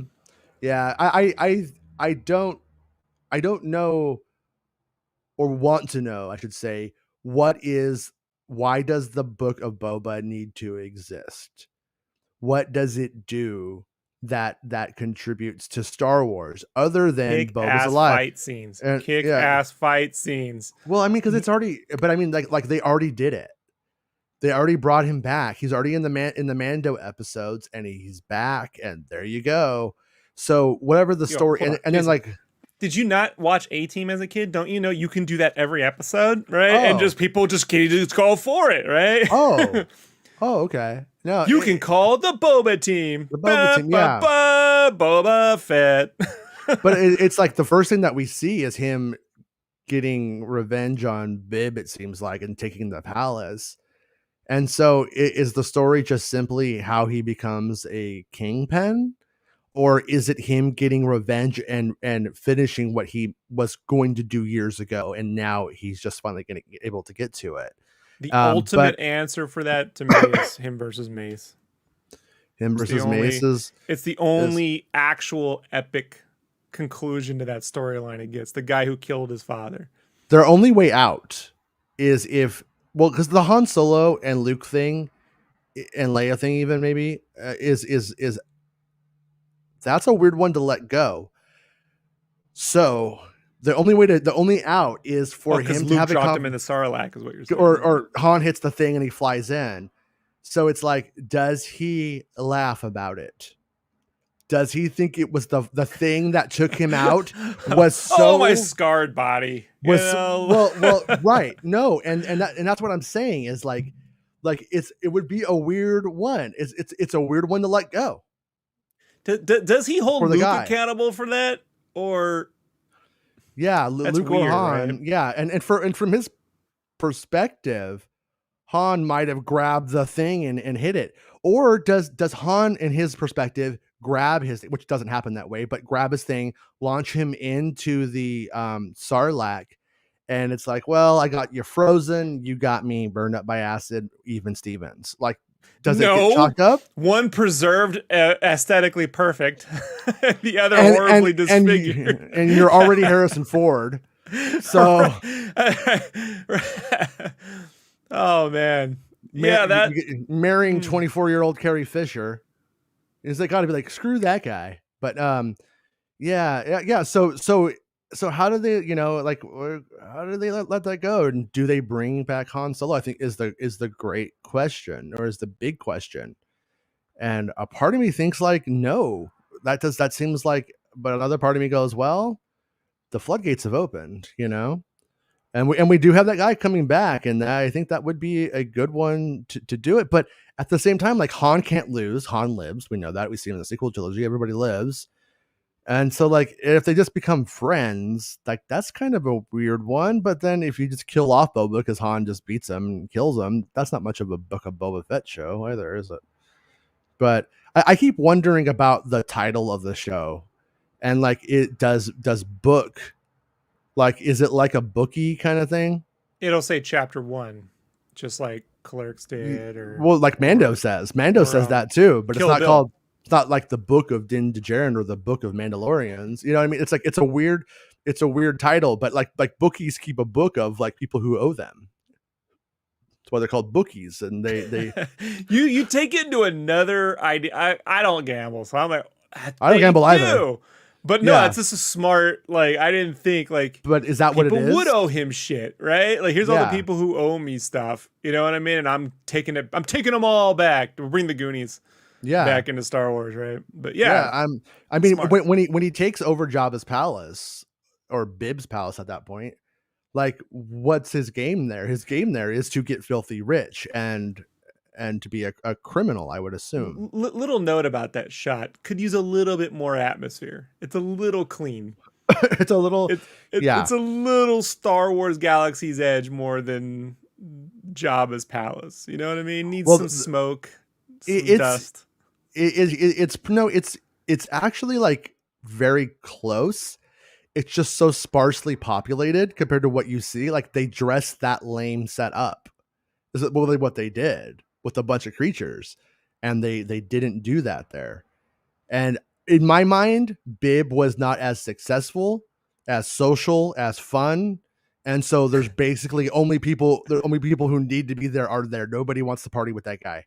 And so Bib is Bryan Singer, and Boba is what's his face who directed X-Men 3, right? The guy who got canceled. I'll roll with it. Both of them got canceled, but because Ian McKellen said that Brian's no fun at a party, and that other director is super fun at a party. Yeah. But I think so I'm also hoping that when we get to that point, they do, if it does go in that way, that it is populated up. But when you see the original set, it is really not as good as you would think. But, no, and I didn't think it was that great to begin with, but it was at least filthy. Mm-hmm. Like, and part of that's the emulsion, the film stock that they were using, the color process. I mean, every 1980s film kind of has that look. Yeah, I like it. Except Empire doesn't have it, so it's amazing. But yeah, it has that Temple of Doom has the same kind of emulsion look to it. Yeah, I think Raiders does as well, right? Raiders actually has that kind of look too. The weirdest one is Ghostbusters. When you watch the 4K Ghostbusters, because they kind of like preserved, it's filmed on some weird kind of like almost like video looking film stock, and it looks strange. Yeah, but you can denoise, and I have a friend who's he's a DP, and he's worked on these kind of projects that actually fix films. And I brought up Ghostbusters to him. I'm like, why does the fucking screen have to snowy me? That's not how it looked in the theater. I watched it. It was in theaters for like 3 years. Yeah. I mean, I would watch it from 84 to like 87. I was still going to Parkway Plaza Bonita in National City and seeing that in 86, 87. So Ghostbusters was in theater it never looked like that. That 4K, and he said that Sony doesn't want to pay for some kind of like cleanup. There's like a thing. Yeah. So they just don't like to pay for it. Because if you look at the Beetlejuice remastered, that's amazing. Is it? Yeah, it's amazing. Dude, the Beetlejuice 4K is like remember when Blu-ray came out and like maybe you'd put in The Incredibles or Pirates of the Caribbean to show off the difference between Blu-ray and there's always that one thing you want to show people. The Beetlejuice 4K it's a system seller. So, but it doesn't have that weird snow. The Ghostbusters it's fucking horrible. Sorry. Wait, okay, I lost my place. Okay, so Santa was saying, How old did Yoda act when he first met Luke on Dagobah? I think Well, he he acted like was. a trickster. You talking about when he was Yeah. trickster Yoda or Sage Yoda? You know, there was a scene cut from Revenge of the Sith where Yoda puts all these sticks like in his whatever hair he has, and runs around and acts like a little crazy creature, like a little wild man. And one of the clone troopers comes up to him, is about to cap him, and he farts. And they like kind of like laugh at him a little bit and like let him go. And that scene leaked before, and the internet went crazy about it. But it was to be a callback, and the idea was that Yoda would do this for preservation, and that's what he's doing to like I Luke. hear you, But but no. I'm glad it was cut. Incontinent Yoda is just. my point is that well, Santa Qui-Gon taught me to pee my pants. perhaps just to bring it all back, right? weak prostate I have. Star Wars Santa says perhaps Grogu was acting much younger than his actual maturity. Yeah, but well, for the Lucas thing, we know that that was him doing like pretending to be the fool. But do you think that's where John Knowles would have been like, I fucking quit? Macquarie, I'm gonna go back and just fix a drawer like Macquarie, like getting into carpentry. I don't need this shit. Des says, if I have one gripe about The Last Jedi and Luke being cut off from the Force, why is he wearing his Jedi robes and looking so affectionately at them when he's putting them away? It's a big gripe of mine, and the reason why, before you answer, which is probably logical, I'm gonna go to my reaction when I see that. And I did read interviews where Ryan was like, when he saw the end of Force Awakens, he's like, I wanted to see what happened next. I want to continue that one scene. And the reason why, if you look at like the Art of Force Awakens books, because I don't think he was disconnecting himself from the Force at all. I think he was originally supposed to be there to learn from all these Force ghosts and get to the source of whatever Jedi, what have you. So he was in recluse, but he wasn't renouncing. So that switch of the gear is to then complete that scene, but then get him to look the way Ryan would have probably had him looking like if Ryan had done The Force Awakens, whatever that would have been called, he probably would have had Luke looking like that from the beginning. Yeah. So you have to like continue that continuity. I don't think that was the JJ plan. That's Ryan adjusting the JJ plan. And I get it, but it is ridiculous. In the very next scene, he looks down, puts them, folds them all up. Like, I just put them on for you. You know, like I knew you were coming. I put them on, shocked the saber, and I put on my other gear. Like, there's no other way around it to keep, if you're going to keep that shot going, you know, like that's so if I look at it in terms of like reality, JJ picked those clothes for him. And then, so then there you go. And then if you want to look at it from, I'm going to guess Ryan's perspective of, I want to tell this story. I want the story to go here. It's, well, what he had the clothes he had on him, and those are still the clothes that he wears, and he's always wears them, or he doesn't have any more. Yeah, but the robes are just so clean. And we don't know. We don't know how many. We don't know how much clothes he had. If perhaps, remember there was that theory, everyone was like staring at the photos of Octu, and they're like, we think these are gravestones. They're those little rocks. They're just rocks, but they thought they were gravestones. Yeah. Like perhaps he was putting on the robes. It's Mara Jade's gravestone. I know, right? I know, but well, here's the other thing though, is the Michael Arndt script's gravestone. Maybe Luke had, let's just pretend like he had with his X-Wing before he puts it in the water. He has a suitcase full of clothes, essentially. Maybe the caretakers show up every day, and whether he wants them to or not, they take his clothes down to the little stream there or whatever, and clean it and put them back for him. And he always has clean clothes. They are there though, and they are constantly fixing anything that goes on, and they do seem to be like stewards of the Jedi who were there before. So you could get out there. What if as his clothes deteriorate, what if they make him new ones and drop them off, and the outfit he's actually wearing was made by them, and we don't really know necessarily like how that works. So you can make it work for you if you want to. I'm gonna say that in Star Wars movies and shows, people wear the same costume all day for years because it's not real, and it's expensive to make clothes for every day of the week for a fictional character, He animated or should have been not. wearing his flannel robes and just like living the stoner life. Right? Hey, I'm the dude. But Yeah, well, Luke has been recast as Jeff Daniel. there's also two things about it. Like Luke does go there to kill himself. Like his plan is that he's going to go there and he's going to hide out there. But I think he goes out there and to hide out because no one can find him. It's the one place he knows in the galaxy that where no one will find him. So he goes there, but I think when he goes there, he shuts himself off from the Force, as he says that he does, and that makes it where now people can't find him even further.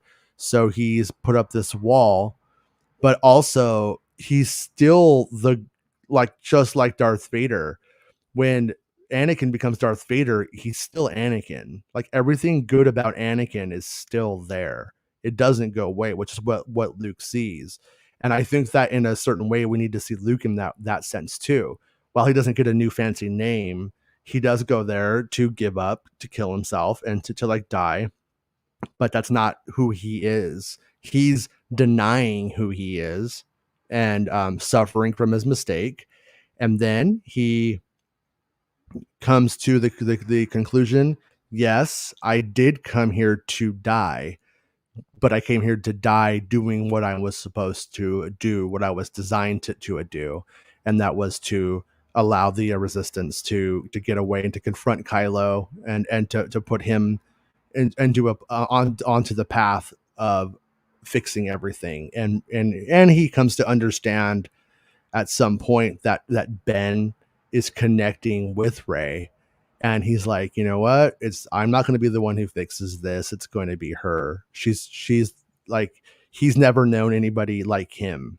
Even when he was at the Jedi Temple, like he's way more powerful. There's way crazier shit going. And Luke even says that I haven't seen this raw untamed power since him, and that scares him in that moment with Rey. So I think that when you put that together, Luke, it's like Luke is going, I quit, but it's just like it's somebody who is being beaten down. It's not somebody who's like really quitting in the big picture, and he gets brought back in, of course. I just feel in order for me to feel that in the film, that the sequence of his academy burning down should have been an actual event flashback and not just a burning CGI background amongst a moment. Like that's just one of those things where for me, if I had a negative thing to, and again, to preface, I think The Last Jedi is the best out of all three of them. All right. Like by a large margin. Okay. Same.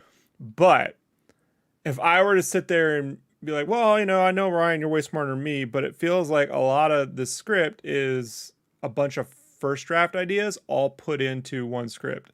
And if you got to sell that's all those things are happening, you got to make people feel like I get Star Wars was built off just saying in the Clone Wars we fought and the Jedi died and Alec, but that those days are gone after the prequels. You need to show people stuff. Just vaguely referencing something that you're never going to experience. And I mean experience it, not like, well, we had a scene, you saw it.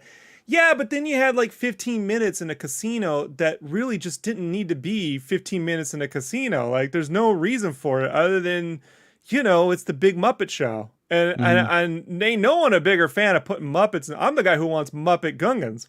But at least that fit the story. It's not shoving Muppets into, some other thing. And I think that sequence, if Rey was to have anything to do on that planet in that room with the mirrors, is she could have tapped in, because she's able in the Force Awakens to see different or experience the force backs, right? She could have force backed through that event and experienced the tragedy, you know what I mean? And taken a lesson from it too. She wouldn't just be taking Luke's word. She could experience it, and then we're experiencing it through her. And I just feel like those are, again, Star Wars is always sort of, since Return of the Jedi has been this case of like missed opportunity, wasted story potential. And that's just like my biggest gripe about the film. Like that is something that should have, been capitalized on better. That all being said, yeah, you let the costume change go because whatever, like that's just was one different person's film, Yeah. Um, and I agree with everything that you said about Luke going there to die and all that other stuff, and that's all true. But I just felt the film didn't make a good case of the characters experiencing that. It's just a lot of people telling people, and Jason, when I tell you my life experience, or if I say I saw a UFO once, and you can believe that or not believe it, it's way different than if you were to have a force back and see it through my eyes. Yeah. And I think like she doesn't take Luke's word for it because why should I trust anybody? Like maybe her big force power would be her ability to see through time in a way, right? Or experience time, not change it. She's not time traveling, but living through the past, the future could have been her big difference, Yeah. And so I don't know, man. Like, well, and who knows? Maybe that. I mean, I don't know. A part of me thinks we'll get more Rey. A part of me thinks that yet like Rey and Finn aren't done.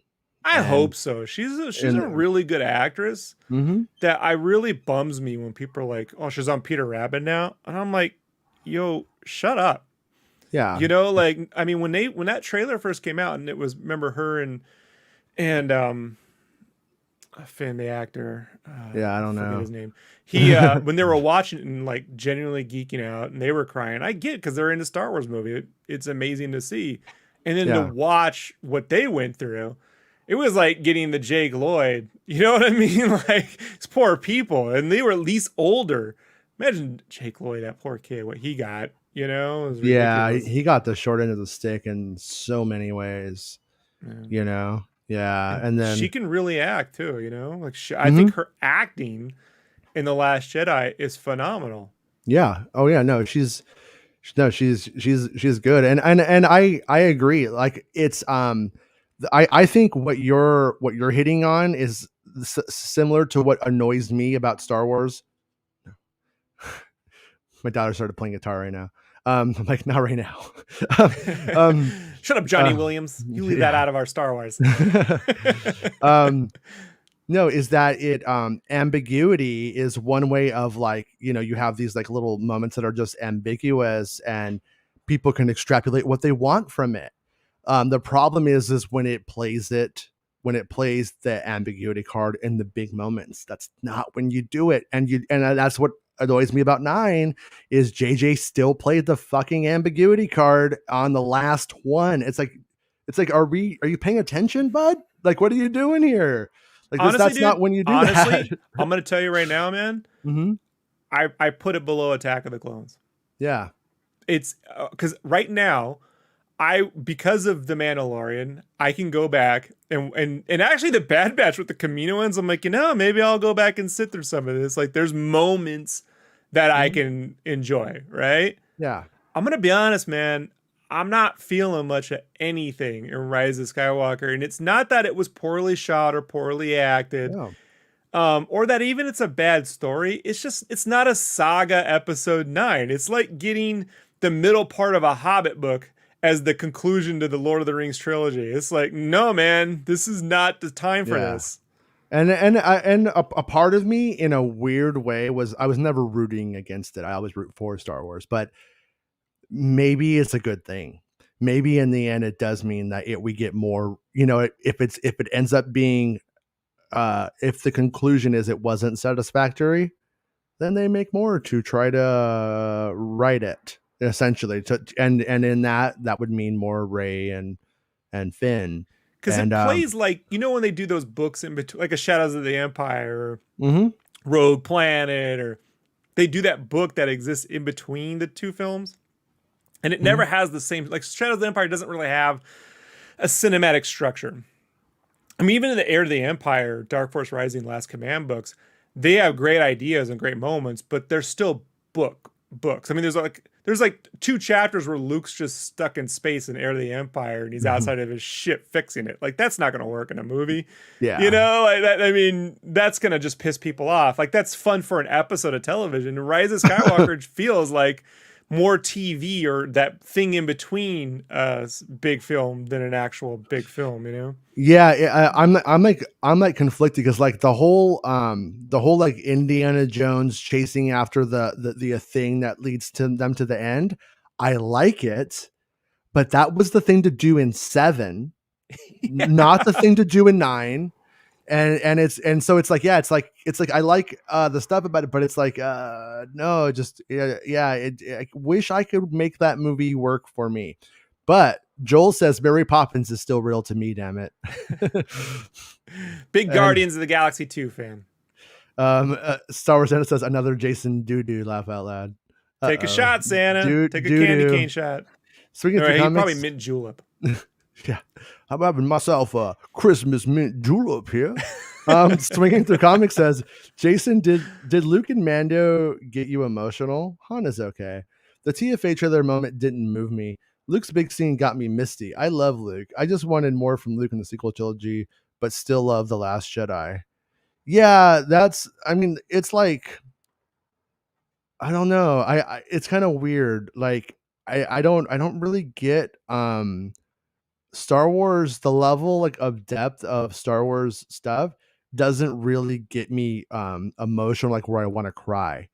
If I watch a sad movie where like somebody's dying of cancer, I'll be like, I'm not crying, fuck you, don't look at me. But you know what I mean? If it's something like that, like that's how it is. It could be, you know, but like Star Wars doesn't do that for me.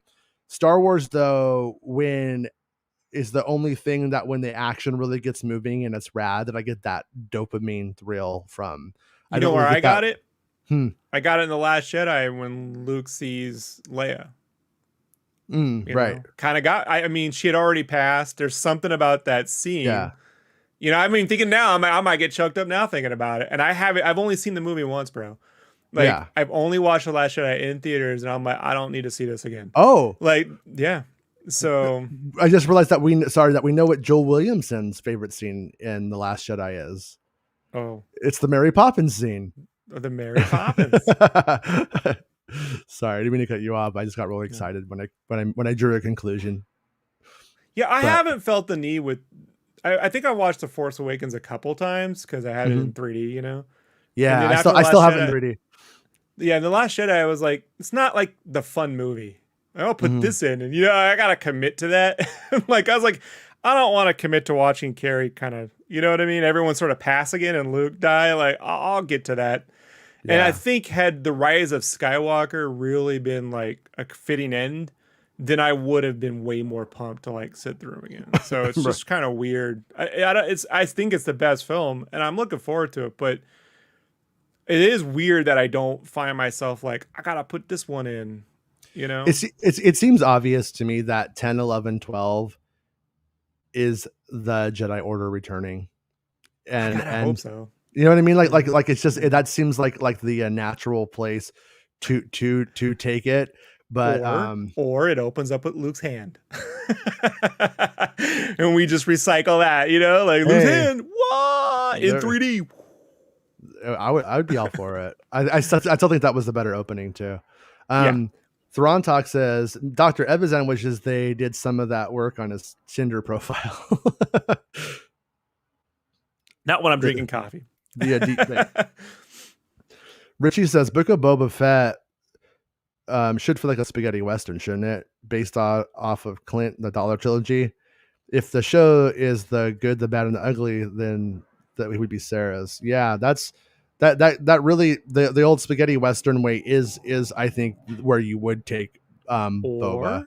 Or it's like El Mariachi or Desperado, where they get the guitar case and Boba like fires off rocket launchers. His band, Sice Noodles, shows up and they're all actual assassins now. Yeah, right? And the little blue elephant guy at the keyboard, it floats and all the missiles come out.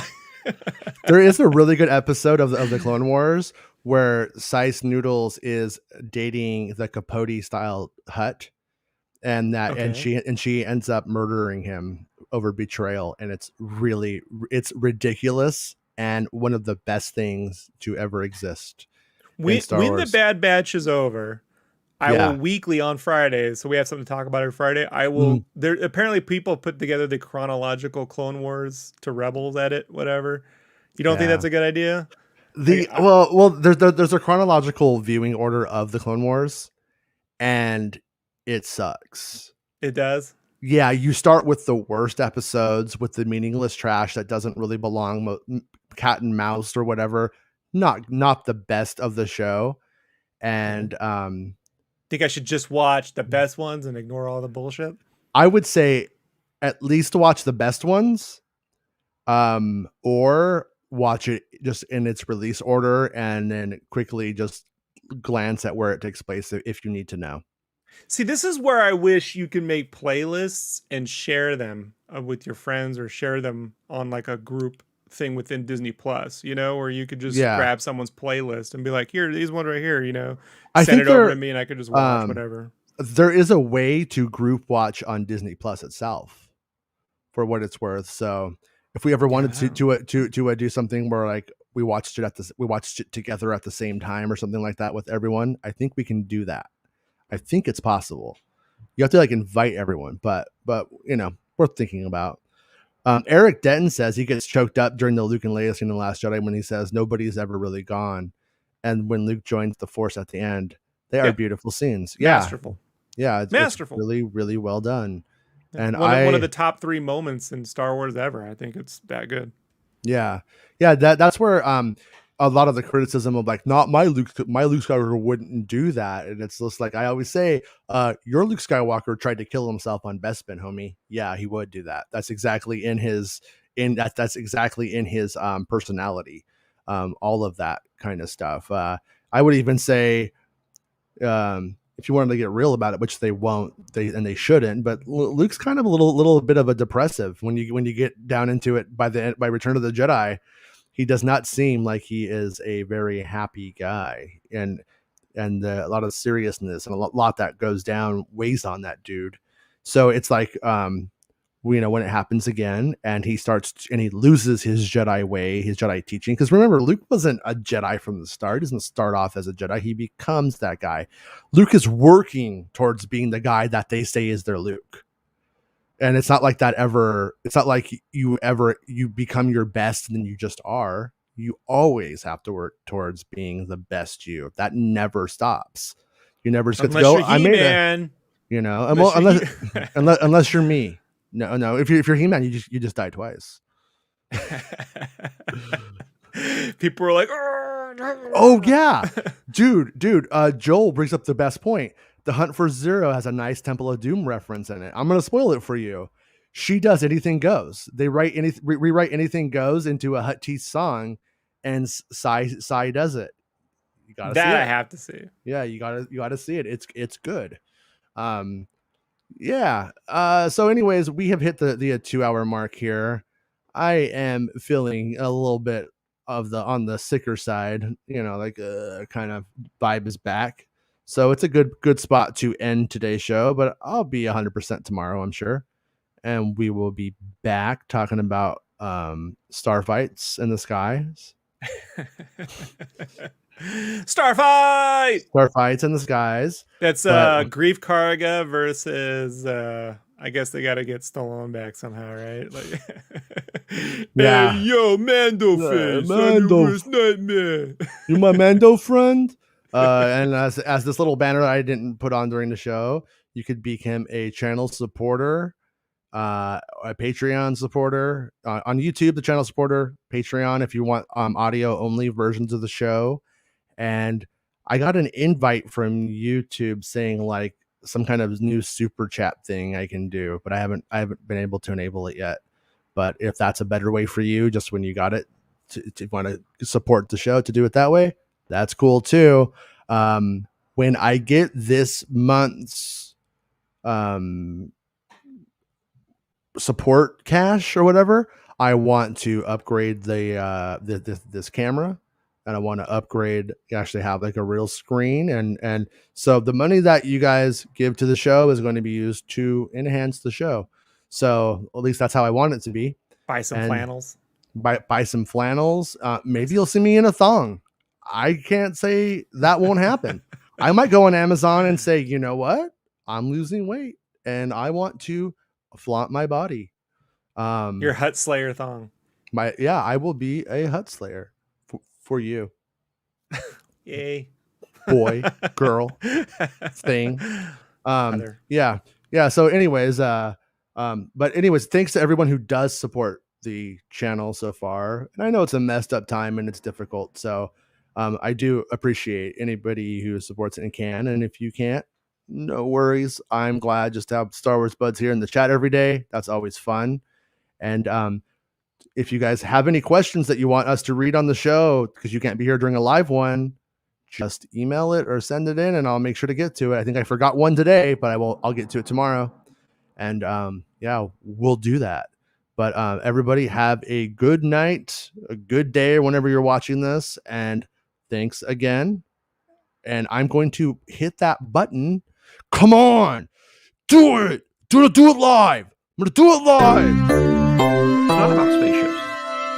It's not about spaceships.